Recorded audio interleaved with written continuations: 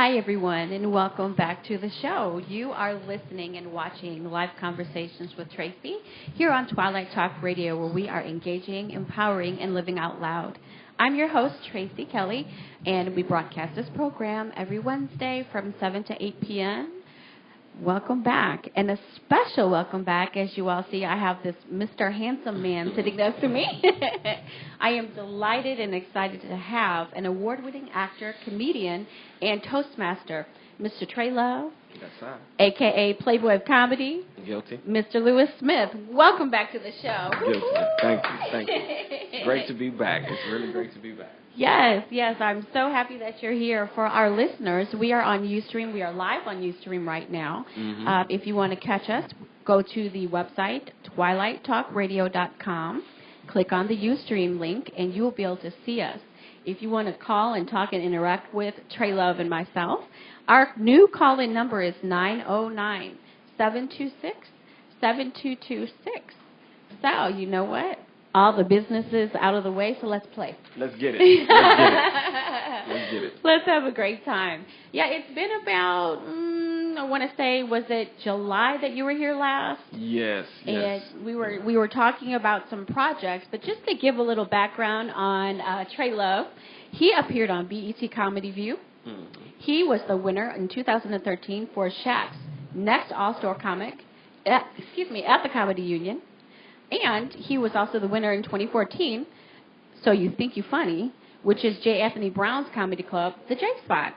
Yes. So, Trey Love, do you want to tell our audience anything else about what's going on, what you've been doing, or your many awards, I should say? Many awards. I want to say, honestly, it has really just truly been a blessing to have my work and my art appreciated, you know, for people to recognize, you know, the effort and the talent and the how you say, the background work that it takes, yes, you know, in order to have success. Here's the case in point. You know, I've been in show business. Some people, and when I say this, I please hope that no one takes this in any way, shape, or form arrogantly, but when you're born, there's a destiny for you. You know, you have a destiny. You're ordained to do something. Yes. Some people, I have a relative who is amazing with his hands. I mean, the boy can build. I mean, he can take this microphone, take it apart, put it back together, you know, mechanics, engineering. You know, some people are great in sciences, maths. Unfortunately, I ain't good at none of those, sciences or math. You're talking to a self-proclaimed C student. You heard me? You know what I'm saying? Yeah. But what's ironic and amazing is I was always good in English. Every English subject I've ever taken from K through 12, I either got a B or an A. The only A that I've ever gotten in college was in my speech class. Of course. Imagine that. Of course. So here it is. To now be a professional entertainer, you know, I've been doing stand-up for many years, and to hit these contests and to literally, it's kind of like when I go in, you know, it's, like I said, not to sound arrogant, but it's like I know I'm gonna win, because I feel like what God blessed me with is something unique, is something special, and my edge comes from hard work, dedication, and prayer. So when I'm winning contests, it's kind of like I'm more surprised if I don't win as opposed to when I win. If I don't win, I'm sitting over there like, man, what happened? Is it rigged? They didn't see me. No. You know, I was robbed. You know, so literally, it's ironic that even since a little child, I was been winning oratorical contests and things of that nature. So, you know, J. Anthony Brown, who is my frat brother, Phi Beta Sigma, y'all. Sigma's in the building. You know what I'm saying? Got to shout out. Are you gonna? Yeah. Yeah, got to shout out my Sigmas. You know. When I was, because I used to host a room over there, I had a slammer Thursday night. I had a band, live band, homegrown, and I mean, we just had so much going on. I've seen it on YouTube, actually. Yeah. That was actually prior to my open heart surgery. That's why I stopped working there, because, you know, I had to go in for surgery, and the surgery really didn't go that well, so I had to sit out, you know, and things happen and move on.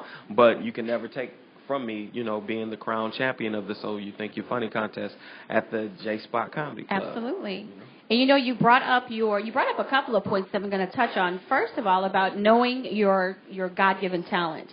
And it's so important, and it is such a blessing to be conscious of what your talent is and to be able to know how to develop, promote, and succeed in that arena. Absolutely. Because when we are receiving our gifts, our gifts are nothing that we create. Our gifts are, like you said, from God. And then our responsibility is to take that gift and apply it to others in our lives and to bring joy, happiness. I mean, doctors have a healing gift. You know, comedians and orators, you know, we are orators. We have a speaking gift. We have a personality that will actually be able to communicate and draw people in and heal them with laughter or bring a message to them. So it is a blessing. And, you know, and I might sound like I'm bragging about us, but, you know, really, when you know your gift and you passionately develop it, it's a lot of hard work. And then you're able to share it.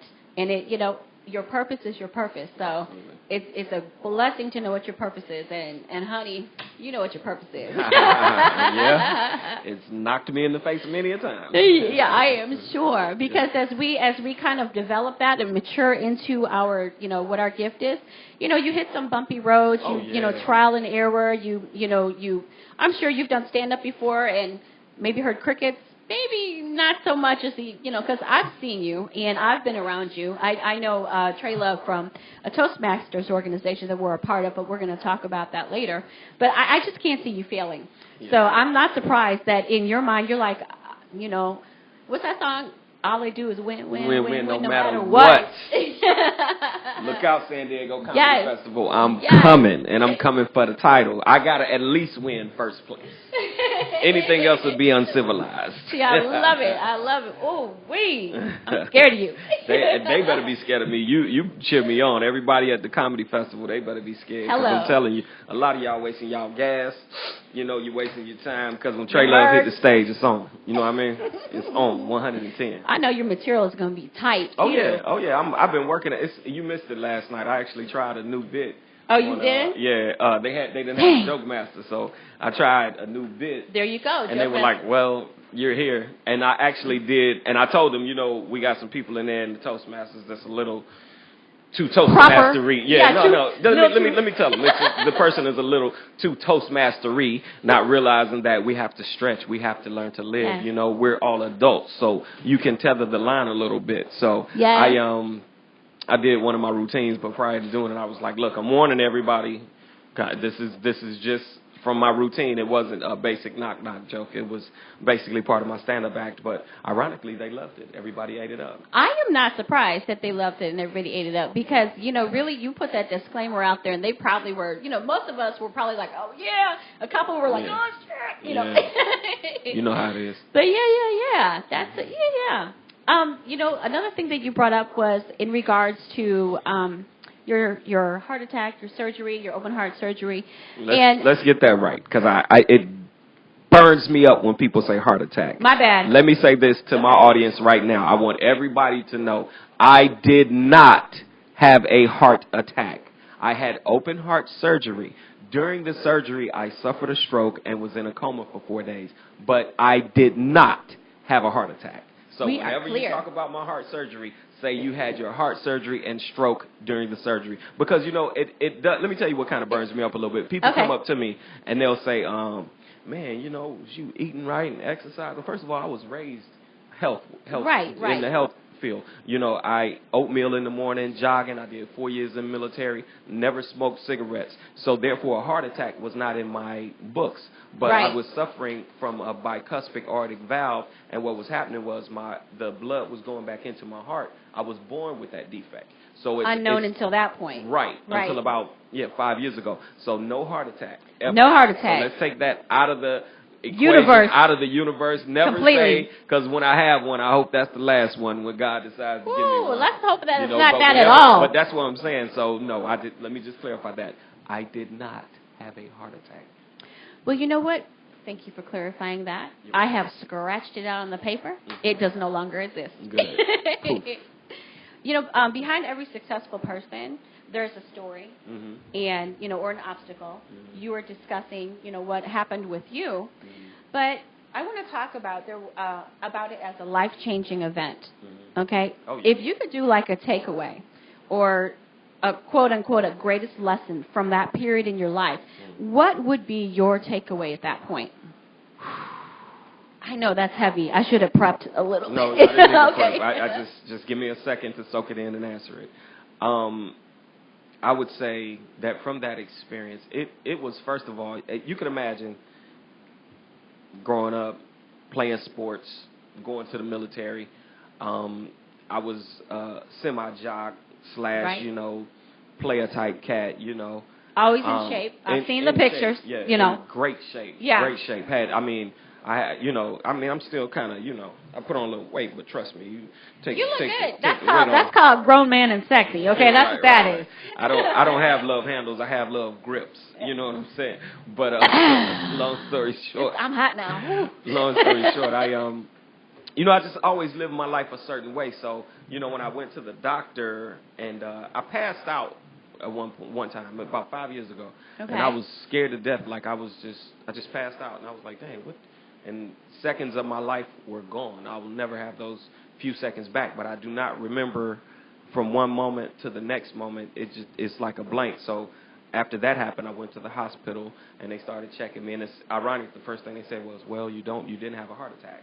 So, because Right. that was something like, hey, why would I just pass out like that? So they said I didn't have a heart attack, but my blood pressure at the time was a little high. So what happened was they started doing the EKGs, checking my heart, and that's when they told me I had to have open heart surgery.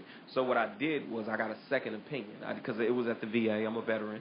Right. So I didn't just accept that first opinion. I was like, you know what?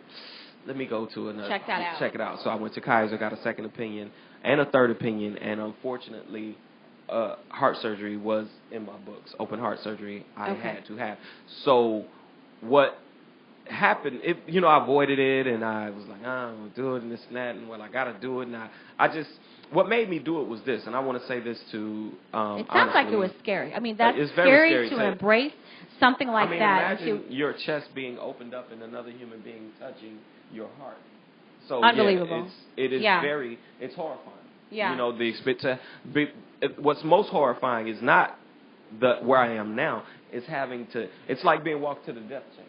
Right, because you willingly walked into the hospital knowing that I'm subjecting myself. Got up 5:30 that morning to go to my appointment. Like, right. hey, this is what I'm going to do today. So when I was preparing for it, like I said, that was the hardest part. But I would say that what's affected me is changing my lifestyle. Right. I never took medication before. Now I'm taking 4 pills in the morning and 2 pills at night, and this is for the rest of my life. And I love, what really bothers me a little bit is people's ignorance, because they think they know my story. They'll say, oh, you can get off that medication. And you can do this, and they're a doctor, right? Yeah.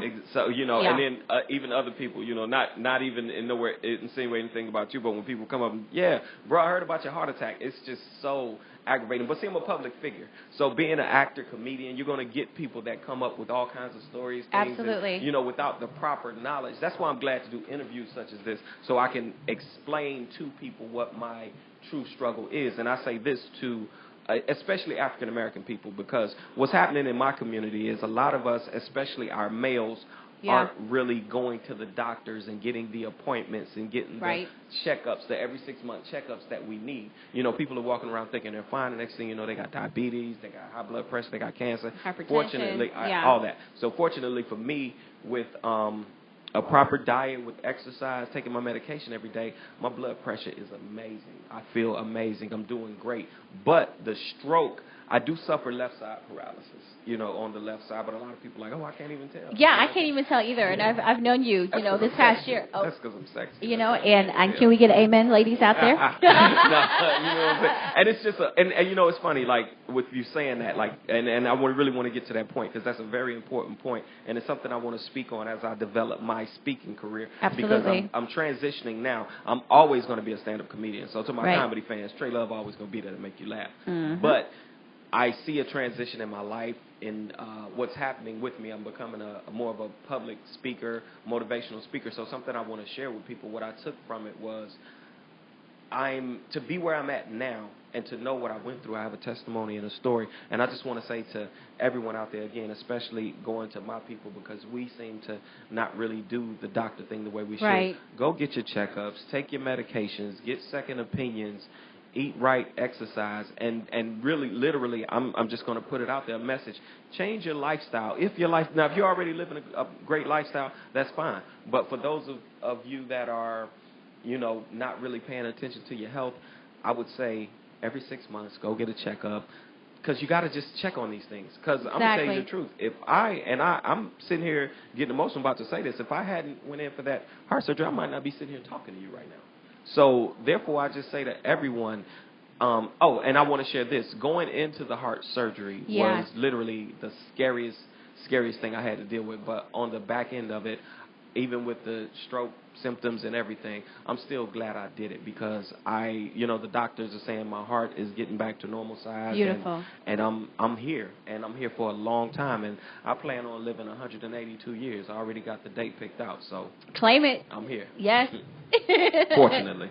You have a lot of messages during that process, a lot of things to talk about, as you mentioned about, especially, reaching out to the African American community, because so often the healthcare is substandard. Yes, clinics and right, exactly. It's pretty rough. And or unavailable or unaffordable. Yeah, like the stuff going on in Flint, Michigan right now. Oh my God, that's tearing me apart. I mean, every time it's like being an entertainer, I kind of just pretty much do my thing. It's a day-to-day struggle trying to pursue my life and career. But then when you hear about kids getting rashes and people have been drinking this water for years, lead for years. I mean, for years this has been. I found out the awareness has come to light, but this problem with the water in Flint has been covered up.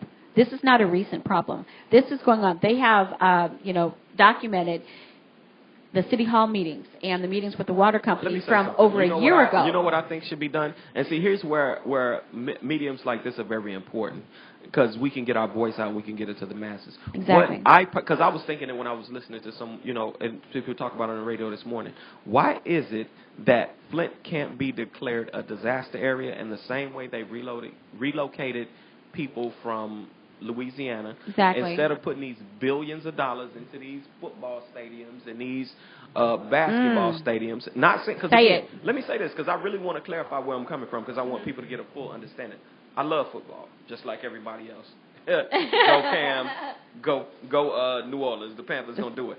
I love basketball, like everybody else. Right. But let's talk about the world, and let's talk about humanity, and let's talk about philanthropy. The monies that are being put into entertaining us for sports, I would say take a fraction of that money, and you can relocate each and every family. Every time you watch TV, they make America like, oh, America's great, and support these kids in Africa and support these kids overseas, and these kids are hungry. Well, what about the problems going on right here? How can you? That's like me going to cut your grass, but my grass got weeds and stuff growing all in it. What kind of sense does that make? It makes no sense, because we're not taking care of self-preservation. Thank you. America, take care of let's home. take care of ourselves first. Absolutely. Taking care of home to me is most important. It is. Because before, in your household, you're going to take care of your household before you're going to take care of your neighbor. Our babies come first. Yes, always. So, no, I can completely agree with you. It's just, there is an ungodly amount of money put into areas for entertainment and I like entertainment. I like fashion. I like music. I like all of that. But, in our backyard, we have people suffering. Yeah. Okay? And what's being done about that? Now, I know there have been entertainers and groups and politicians that have banded together and driven like truckloads of water. Mm-hmm. Okay? That's Band-Aid. Shout out to the game. I think he donated it was either $500,000, but it was an insane amount of money that game sponsored and invested, and I just want to give a shout out to him. Absolutely. That's amazing, and that's the kind of stuff. See, that's important. Yeah. That's important to do that, but I'm more about we need to hold somebody accountable for this crap. Big Sean put about $10,000 up. Mm-hmm. A lot of people are putting, the celebrities contributing. Yeah. But here's the thing, and that doesn't solve the problem. But it's great that they're doing this, mm-hmm. and I would want it to happen again and again. Okay. And however. Mm-hmm. How can we solve the problem? Is it legislation? Do we need to prosecute? I'm gonna tell you. I'm gonna say straight up, it is being what it is. I'm gonna call it just how it is. I know what you're gonna say. Go ahead, because I'm gonna agree with you. It's just like what's happening with the Oscars. It's racism. Yeah, Period. completely. Point blank. It's racism because to me it seems as if, and I'm listening to the people that are donating money. It's African Americans donating money to Flint, Michigan. Mm-hmm. Where's and these are entertainers, and I'm going to say this from a personal perspective because being an entertainer, I don't know everyone's pockets, but Right. I'm going to tell you something I do know because I know a lot of entertainers personally. Even though they're rich, they're not wealthy, and they're not the major quote unquote decision makers. So when you say the powers that be, the decision makers, and I just want to say this in support of my president, there's only one president of the United States. Thank you. It's just Barack Obama by himself, and it's just so ironic to me how America has put so much pressure on him as if he is Jesus Christ himself and is the Savior and can come and save everything. He can only do so much. And what he's doing now on his way out of office is he's fighting. He's going past the legislature and doing things that he knows is right, that he wants to put something in place prior to leaving office, and I appreciate him for that. But again, I say this, Flint, Michigan should be declared a waste field, and there should be no one living in Flint, Michigan. Yes. And straight up to the United States, I'm going to put it on out there, front me like there's not enough money to relocate everyone to another city. There is. There is, absolutely. So I say... It's like a disaster area there. Exactly. Yeah. Exactly. Those are unlivable conditions, you know. I mean, the FEMAs and all this stuff that they say, this and that, they should take these people, give them a certain allowance. And again, if you can build a stadium for $1 billion, imagine if think about how much $1 billion was put into affordable living, affordable housing. Imagine how many homes, how many people would be able to live and be healthy and be able to take care of their children. So the capitalistic society we live in, to me, is very disappointing. It's very disappointing because it's you know, again, like I say, I like fashion, I like football, I like, you know, the riches and the finer things in life, but I think that everyone can have a little piece. And for the people that are less fortunate, there needs to be more done to help these people live a healthy, clean life. I mean, I can't fathom not being able to take a bath. Nah. I mean, I can't fathom not being able to drink water. In lead? And exactly. I know. Here, we got water right here, and it's like... do a commercial for Nestle. No. You know, one of my previous guests is a manager over at Sparklets. Yeah. And he cusses me out every time I have water on the desk. And I was like, well, bring me some water then. You're messing up his brand. Exactly. Callers, if you want to get in on the conversation, we're going to touch other areas as well. The call-in number is 909-726-7226. If you're listening and you want to watch us, go on www.twilighttalkradio.com. Check out the little gray box. That's our Ustream. We are broadcasting live on Ustream. And those of you that are just joining us in the studio, I have the award-winning actor-comedian Trey Love, the original Playboy of comedy. That's right, the one and only.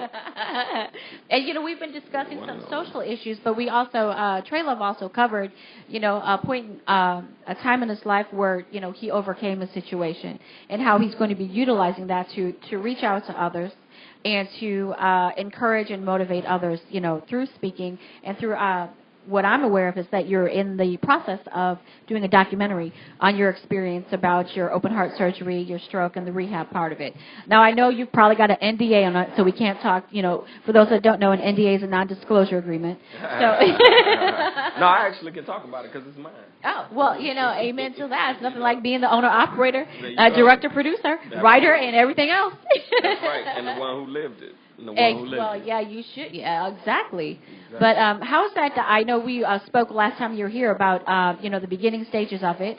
Are you a little further along? Are you adding some more material to it? And shopping it around yet? Stop me at any time. Okay. Actually, what I'm doing right now currently is still in the infancy process. I have a wonderful doctor, Dr. Ijani. She's my neurologist. And she shot the most amazing background on, my heart. She showed my brain on the screen. It was like That's someone awesome. flipped out to see my brain. I'm like, whoa, that's my head, That's your big head. To see my brain on the screen. And she's done, and we have some footage from my rehab days at Glendale at Venice. And actually, I'm currently shooting some footage to add to it. Mm-hmm. And when I go to do the San Diego Comedy Festival this weekend, I'm going to add some things to that too. I'm actually putting a full package together. When I say a full package, you got the documentary. I'm going to be penning a book, of course, with the Toastmasters, setting up some speaking engagements. So it's I say this, between 2016, 2017, I'm going to look to be very busy. Fortunately. And I'm going to give the Laugh Factory a shout out. I got a hit from Pookie Wigington over at the Laugh Factory. Okay. And also I'm going to be showcasing for Jamie Masada this month as well. So awesome. Everybody knows the Laugh Factory is where it's at. It's like the major club here. So I'm working my angles. Flappers, the improv. I'm working my angles right now. I want to know where I can get some VIP. You know you good. I mean, come on. Hey, everybody, I'm sure, always has their hand out. Oh, I know you. I mean, that must be a pain in the you-know-what, just that, have so many fans. Well, the thing is, honestly, it comes with the territory. Yeah. I think that to whom much is given, much is expected, much is required. When you are an entertainer and you're a celebrity, there is responsibilities that come with that. Because, okay, you're rich, you're wealthy, you're visualized, you're in people's faces, but again, let's talk about opinions. This again is my opinion. Sure. So when I say that, I'm not the one to discredit anyone or you shouldn't be doing that, because what everyone does on their time is their business. It has nothing to do with me. But I say this, I take my celebrity responsibility very seriously, and being a father, things of that nature, being a comedian, being in the public eye. I mean, I'm human. I got my secrets. I've done my dirt just like everyone else. But I do feel that because of the position I'm in, I have a certain responsibility to my followers. Absolutely. And, I do want to add for our audience that, hasn't had the pleasure of knowing Trey Love or seeing one of his shows, he's very approachable. You're very approachable. After the show, after a performance, he hangs out, he meets and greets his fans, and, we'll have a conversation. It's, and I know you'll always keep that. A lot of entertainers change, but I believe, I see your personality, I see your spirit. I really think you're always going to want to interact with, the love and support from the fans and the audience that you get. Because, it's like you said, to whom much is given, much is required. There's a responsibility aspect, and, of course, I'm not a big comedian or anything like that, but the things that I do and the words that come through the airwaves on the show that I've been doing, I see the responsibility because I get responses, text, over, Facebook, Instagram, and it's, I find it like humbling when someone will come to me and say, that show you did last night, it changed the way I thought about something. Thank you for sharing. And I'm sure you've had those experiences as, being a comedian. People could come to your show and be in one state of mind. They could have just, left the house, had an argument with their significant other, had, a flat that day, lost their job that day, but they had tickets to your show, or they knew you were going to be performing somewhere, and they were like, I'm just going to go. And then the next thing you know, laughter is the best medicine. It's the best medicine. Best medicine. Because, I'm sure scientifically, when you laugh, endorphins are released, and it changes your, your brain patterns, and it actually brings you to a different state. And I did a little research on this. Scientifically, when endorphins are released, it's the same as being high on cocaine. Oh, yeah. So, if you want to experience that cocaine high, come on to Trey Love. I'll be your dope. I'll be your cocaine. That should be my name, Trey Cocaine. Oh, no, I'm just serious. What's that song? I'm your pusher, baby. Yeah, that's it. Yeah. That's it. I'm your joke pusher. Oh, but my God. But yeah, so there is, there is that responsibility that comes along with any sort of talent and any sort of exposure that an individual has, the artist, and I'm glad to see that you embrace that. You're humbled by it, and you share the love. You definitely share the love. And speaking of love, something else has happened since you were here last. and it was totally amazing. I don't even want to say anything about it. I want you to do me the pleasure of telling our audience what something new kind of happened that has something to do with love, and how you set that all up, and it was amazing. So go ahead. You got the whole show right now. Well, I did my thing, man. I got engaged live on national television on the TV show The Real. Yeah, it was real cool. I watched it live. I didn't even know you were doing it. You didn't even know. I did not know. Sorry to interrupt. Trey Liv and I are Toastmasters together. We are there every Tuesday. We are, in the trenches doing our thing. And he did not even reveal. It was like on Halloween when I saw you, right? And then like a couple days after that is when it was aired. Right. And I saw it. I was like, ah! Okay. All right, enough of that. Go right ahead. Yeah, it was just, again, my girl's a sweetheart. She's for her to have to go through what she went through. I put myself on the back end of that. When my mother was dying with cancer, I was there every day. I was giving her medication, and, I was loving her as much as I could. And, she was my mom, you know what I mean? So for her to have to deal with me essentially on my deathbed, it was really something. So God bless the least I could do was put a ring on it. Put a ring on it. Got my beautiful kids, and she my partner, so I appreciate her. Yeah. Yes, beautiful. Oh, your children are gorgeous too. Ain't they fine? Yes, they are. And your fiance is a gift. She is. I met her one time, and that was at the Halloween party at Toastmasters where we all were dressed up. She's delightful. Yeah. Shout out. Love you, girl. See you later. Very warm, very sweet, and I gave you 2 gorgeous children, so you gonna have any more? Nah, I'm done. Oh, yeah. I'm done. Man, let me tell you something. I ain't having no more kids. I'm done. Finito. I've been ye fruitful and I've multiplied, so done. Speaking of the girls, I know that you've noticed that they have like a natural inclination for their talents and their gifts, and the fact that you can recognize that at their age is amazing. Mm-hmm. So, are they doing any auditions, or both of them currently auditioning. They both have their acting sites up, and the thing is, it's just ironic. I mean, I know what spawned from me. Mm-hmm. When I was a child, I believe had I had more guidance and more direction. But see, everyone's not an entertainer. So when you get a child like me, my mother had a master's. She was a working person, psychiatrist and stuff like that. She worked. And my dad was a working man, you know what I mean, military. All they knew was work. So when you have a child that's talented, a bit eccentric, doing orator contests, the class clown, and, I joke about this, is something I share in common with Tupac. Because he went to an art school as well. I took ballet. So when you have I love it. Yeah, when you have a son that takes ballet and things of that nature, it kind of like they knew. They were like, okay. They don't get it. It's the regular working person. So and it's so funny. I'm saying this. What I want to develop with my speeches and my Toastmasters is allowing the youth to be more natural, to develop into who they are instead of being pushed into per se a box. Because even while I went to the military, I have no regrets about going to the military. It was one of the funnest parts of my life. I learned a lot. It was a lot of discipline. But I personally believe had I had more honing, or my parents knew something aside from just the military, college, and a job, I would have been, it would have been embraced in my youth, and I would be even a lot further along than I am. Because, like I said, I've been winning awards since I was a child. So now, like I say, it's more of a surprise to me if I don't win, because not to brag, but to say I'm just that good at what I do. Right, exactly.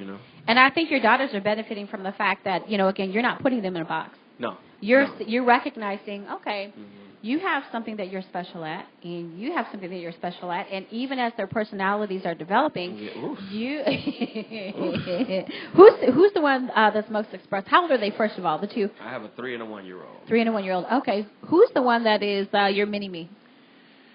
Both of them, actually. I got both of them, actually. They're so different, but they're so much the same, night and day. My little Skylar, Skylar, I think, is going to be more the engineer. Like, Skylar's going to be the one with the... Let's see what this does. Oh, she likes to figure out how things work? She's 1 year old, and she literally will keep poking this and keep prodding this until she gets the top off.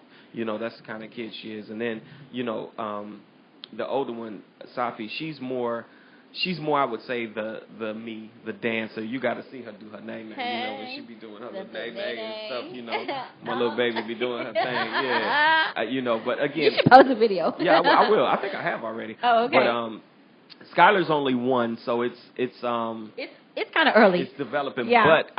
But the thing is, I see what's coming from her. Like, Skylar's going to be the one to no nonsense. Like with Safia, there's more, they don't want to be my friends. With Skylar, it's more like, so? Yeah. You know. I like that. I like that. Oh, gosh. Our children are our joy. Absolutely. Yes. I don't have little ones. I have a 25-year-old. Oh. But I have a 4-year-old grandson. Oh, okay. But I do want to acknowledge something that you were saying, because I grew up in a traditional household. You know, Dad was provider. Mom was stay-at-home mom. And I was the I don't want to call myself the odd child, but I was the expressive, extroverted child. And the one thing that I told them that I wanted to do in high school, I didn't want to go to college. I said, I want to be on the radio. And that was not well received. Oh, yeah. That was not well received. I was doing speech and debate. I was a cheerleader. I always was getting in trouble for talking. Wow. I was the leader. I was the boss. I was this, that, whatever. And God bless her, my mom. I know she listens to the rebroadcast. You know, Mom, you're going to get it this time. My mom was always trying to say, be ladylike, be quiet. Boys don't like a big mouth. Yes, they do. No. Hey, Mama. So, we like a big mouth. Yeah. But it's more or less one of those things where, you know, they grew up in a different generation. Exactly. So I understood why they were doing that. My mom was trying to make things easier on me. Right. But, you know. So she thought. You know, my dad was like, you know, he always had that proven method of success. He went to high school. He went to college. He did a little stint in the military, too. Yeah. He got his master's while, you know, he was working, while we all were little ones. And it's kind of like, this is the path to success. Well, yes, that's your path. That's your path to your path. Success. So I'm going to say this because I'm an expert on this, because I listen to Earl Nightingale all the time. Define success. Ooh. For me personally? In general? Earl Nightingale has the perfect explanation, perfect description of success. I want to see if you know it. I don't know that definition, but I'm interested. What's your definition? My definition of success has nothing to do with money. It has to do with... That's number one. Okay. It has to do with peace and passion. Mm-hmm. Okay? You're on the right track. Yeah. So success for me is to be living my passion without it making me crazy, that I am peaceful and prosperous. Without making me crazy. That's funny. I know, right? Well, no, I want to tell you that, ironically, it's so ironic, that was the exact answer, but in different wording. Yeah, you got it right. Okay. Let me explain to you, because I listen to Earl Nightingale. He has a CD. You guys can YouTube it. It's excellent for motivation. It's called The Strangest Secret. Mm-hmm. And he always says success is the progressive realization of a worthy ideal. Hold on. You know what? Did I not say So you're success. I'm on the right path. Exactly. and that's what people don't realize. Success is in the journey. Success isn't. Let me explain. I love telling this story, because this is like one of my a motivational story that I'm also going to be putting in my speeches. I sent my tape into BET 5 years in a row. No response. All my friends were getting on. The buddies I was doing comedy with, they were getting on BET. I sent my tape in 5 years in a row. That 5th year, I said to myself, and again, while I'm sending it in, I'm still doing comedy, but I'm a local comic. I'm not really making no money. It's, you know, I'm still working a job. I'm struggling. But you're paying your dues. You know, you're honing your craft. Yeah, but no, let me finish the story. Okay. So, don't cut me off. Let me finish the damn story. Oh, excuse me. I'm only the freaking host. That's it. Okay. But I'm your guest. It's a Trey Love show right now. Let me be guest. Okay. You know, I need to tell this story, though. Okay, very good. This is an important story, because this story is for, again, the people that are trying to figure something out. So let me get to the end of the story. Absolutely. What I'm saying is I sent my tape in 5 years in a row, and every year, you can imagine in 5 years, every year getting no response. You feel like, what am I doing wrong? Am I getting rejected? What's happening? This is when I learned how to really go for your success. I made a connect and a contact with BET with a young lady named Rachel. I told Rachel, I said, I'm going to hit you every month. And to this day, I've never laid eyes on this woman. Wow. Except we would email back and forth. I said, Rachel, I'm going to email you every month. I said, whenever they're doing auditions, do me a favor. Please get I'm going to email at the time, this was not where you could email electronically. Right. This was the time when you had to send those cassette tapes, those big VHS tapes. Oh, wow. So I said, yeah, this was back then. So 2002 is when I did it. So I would send, like I said, I would send these tapes every year. So this, and we would email back and forth. I would email her on a month, hey, how you doing this month, this and that. She's like, nothing yet, nothing yet. One day I remember getting an email said, send me your tape now with exclamation points. This was the 6th year. Wow. Of course, I had that moment of feeling like, okay, I got to send this in. So what I did was I took the time and I made a really fly tape at this club. Yes. I mean, got standing ovation and everything. I sent it to her directly. She got it in. I got booked. And that BET's Comic View literally has launched me into the stratosphere. This is why I wanted to give this story an explanation.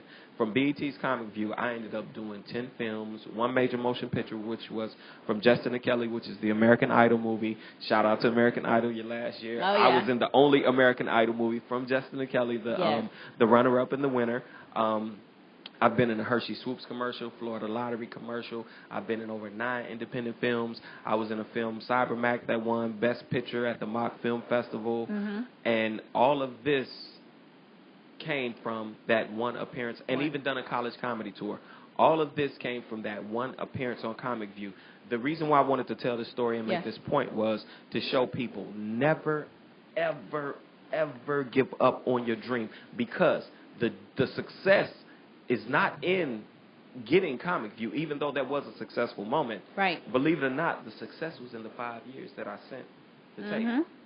They sent the tape every 5 years.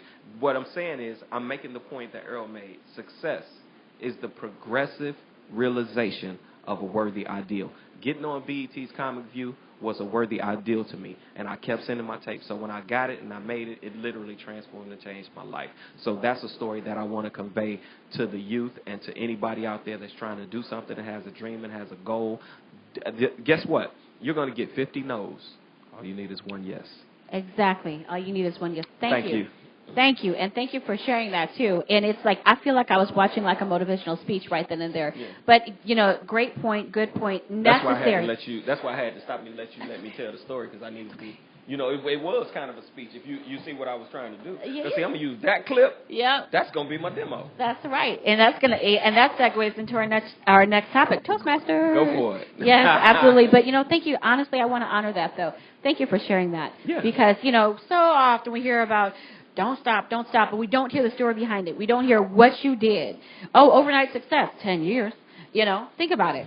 So, excellent point, and that definitely needs to be part of a speech. Absolutely. It's a great, impactful story. As you all know, I've been talking about how I met Trey Love. We call him Lewis in Toastmasters. Mm-hmm. Mr. Lewis Smith, Mr. Wonderful, I call him. He's amazing. Flattery will get you everywhere. Maybe on tour. Hey. My opening act right here. Oh, honey, please. We can do all the short jokes you want. That's funny. But, you know, I really enjoyed Toastmasters, and you have made some profound speeches. I do want to mention, Lewis has earned the title of the Competent Communicator. Yes, I have. So that is a coveted title. That is an amazing thing. He hasn't even been with them, 6-7 months? Yeah. If that, and he's already, to be a competent communicator, you have to have 10 speeches under your belt. Have you won all of them first place? I think you did. I didn't win all first place. I would be surprised if you did not. Anyway. But I won like 5 out of the 10. Oh, no, you won more out of the 10. Yeah. I'm sure you won. I can't think of one that you lost. Anyway, I could argue all day about that. But, you know, not only did Lewis deliver the speeches in record time, I will say he won at least 75% of the speeches. Number one, voted by the group. So, he's very, very well liked. We're at, our group is called Motor Mouth, and it's in Torrance. Shout out to the Motor Mouth. Yes, yes. Shout out, hello to our president, Donna Oya. Congrats last night. I heard you won Best Speaker, and, of course, Lewis was Best Evaluator. Yeah. But not surprised. But a couple of speeches, I'm checking my time. I'm like, we got 9 minutes, and I want to be able to get to what you're coming up and doing. So just briefly, we're not going to go over two of the speeches, but one of them applies, again, to your motivational or public speaking.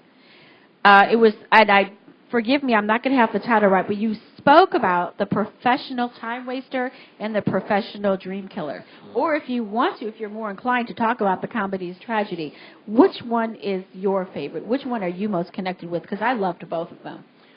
I'm connected with all my speeches, honestly, because all of my speeches come from a place of truth, of passion. Every speech that I've given has come from a place of experience, and that's the beauty of life, and getting to the point where I am in life now, being able to deliver speeches, because these experiences that I have, even with the comedy, are now given speeches to teach someone a lesson and to motivate. And so I would say I like all of them. And let me just talk about the professional time waster. Thank you.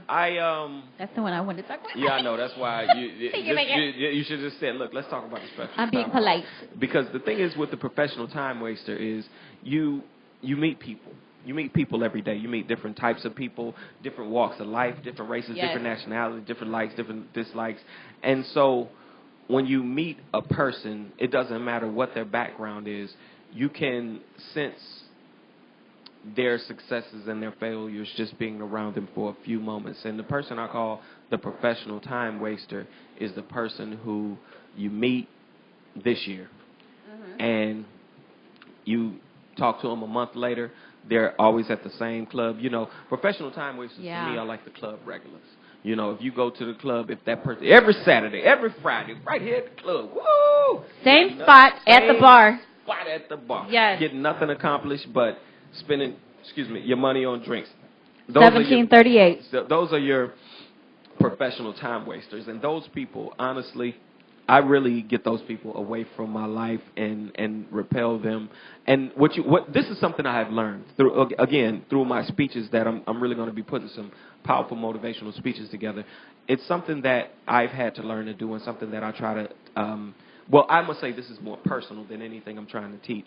Yeah. I have to learn to accept people for who and how they are, and learn what category to put them in my life. God, that's so familiar. I have to make a shelf. I have to make a folder. Okay, you're a professional time waster. And again, you need the professional time waster. You know why? Because there's time that you want to waste some time. You're working hard. You're getting up every day. You're exercising. You're taking the kids to school. You're working. You got so much on your brain. This, and you got to cook dinner, and you got to wash your car, and you got to get the clothes out the cleaners, and you got to make some phone calls, and got to hit an audition. You got to hit an audition. Then you got to get make sure your comedy's ready. Then you got to get your speech ready for Toastmasters. All of these things. So there are times when you need that friend. And I've learned watching Les Brown. Les Brown's done speeches on this. You need your friend for your friend. So I've learned to accept the professional time waster, but put them in their proper category. Absolutely. To where when I'm with the professional time waster, we're not talking about anything heavy. We don't have anything to focus on. Right. Except, having another drink, laughing and talking about my family, his family. Time to talk. Or people in the club or whatever, Be leisure. Look at her right there. You see her? Leisure. Yeah. And you have a ball with those people, but that's where it ends. Now, the professional dream killer. Like I said, I've had to learn how to categorize people, because here's the way I feel about the professional dream killer. And I did a speech on this. You get the people that come off like they're not the professional time waster. You have to be able to differentiate the two. The professional time waster and the professional dream killer are two totally different people. Totally. The professional dream killer could, and more likely than not, is a businessman, someone that you respect, someone that you admire, someone that you adulate, someone that you put up on a pedestal. Prime example, I'm a comedian. And I'm a motivational speaker now. But I thought about doing poetry a few years ago. Here's what the professional dream killer would do to you. And shout out to you. I'm going to say my dude's last name. His last name literally is Angry. I ain't say his first name. That's all right. Look at y'all. I got the media and like, you said his name. I ain't say his Oh, no, first name. Last name's Angry. Mr. Angry. But no one knows who he is, where he is. Think about it. All I said was Angry. But he do. He gonna be like, oh. Yeah, all right. Yeah, hopefully he'll learn a little lesson. Don't be. That's right. Get off my dream, killer. Anyway. Ooh, yeah. So here's what Mr. Angry told me. I told Mr. Angry a few years ago. I was, because again, I'm a great orator. People say I have a nice voice and all that stuff. So I was thinking, to myself, yes, you do. I should be a poet. I went to a couple of poetry slams, and being an actor is really a magnificent thing because when you're an actor, you can act like anything and anybody. It's like you just become a tool. You become a vessel, and it's so much fun to do. So I was like, you know what? I could do my thing. I saw myself with the little dashiki shirt on. I was going to give me some braids, throw an earring in and have everybody snapping, The trees and the nature is sincere when you hear the words come through clear. Anyway, so long story short, I was like, you know what? I think I might do some poetry. And I told it to Mr. Angry, who was, now, the brother, here's what I'm going to say positive about him. He's on his grind. Right. He does his comedy. He makes his thing. He does what he needs to do. And that's powerful. You can't take nothing from that. But what I did, the mistake I made, was sharing my dream and my vision with him. Because I told him, I said, you know what? I think I'm going to do poetry, man. I'm going to try poetry. Right. There's no telling how far I would have gone with my poetry. But guess what he said? Man, why you want to do poetry? You're already a comedian. If you start doing poetry, you're going to take away from the art. Never even wrote a poem. Professional dream killer. One more. A motivational speaker friend of mine. I was on tour. Comedy was blowing up. But speaking comedy's natural, but speaking for me is as natural as sitting down and having a conversation, and people love it. Because when I'm speaking, I'm also able to be funny, so it's kind of speaking and comedy kind of going hand in hand. So when I talk to my professional dream killer motivational speaker about it, I say, I'm thinking about possibly trying motivational speaking. Man, what you want a motivational speak for? I ain't coming over there trying to do comedy. There it is. So again, you're a professional time waster. Don't let him waste your time. And your professional dream killer, learn what angle to put those in. Needless to say, I need to speak to Mr. Angry or that particular motivational speaker anymore. Amen for that. I want to hear your poetry. I want to challenge you. I want to challenge you to do an open mic night and do some poetry. I would be front and center because anything you do is golden. Yeah, anything you do is golden. That's true. And I would love to experience that. That's true. No, you can say it's true. There's nothing wrong with being confident. There's nothing wrong with knowing yourself and knowing your capabilities. The world is yours. So, we're about ready to close the show out. I don't want to leave the show without promoting some upcoming things that you're doing. So you've got something going on in San Diego. Yes, this February January 29th. No, January 30th and 31st. I'll be performing in the San Diego Comedy Festival. Everybody wish me luck for that. Yes. You're going to come back a winner. I know. Flappers, Burbank. What night is that? That's... Actually, I'm going to be doing them when I come back in town. I haven't got a solid date, but shout out to Barbara and the Flappers, Ice House. Man, let me just give some shout outs because honestly, thank you. God is really blessing my career. Yes. So I can't give one shout out without really trying to give them all. So let me get this out We got the way time. real quick. Go ahead. San Diego Comedy Festival. Thank you so much for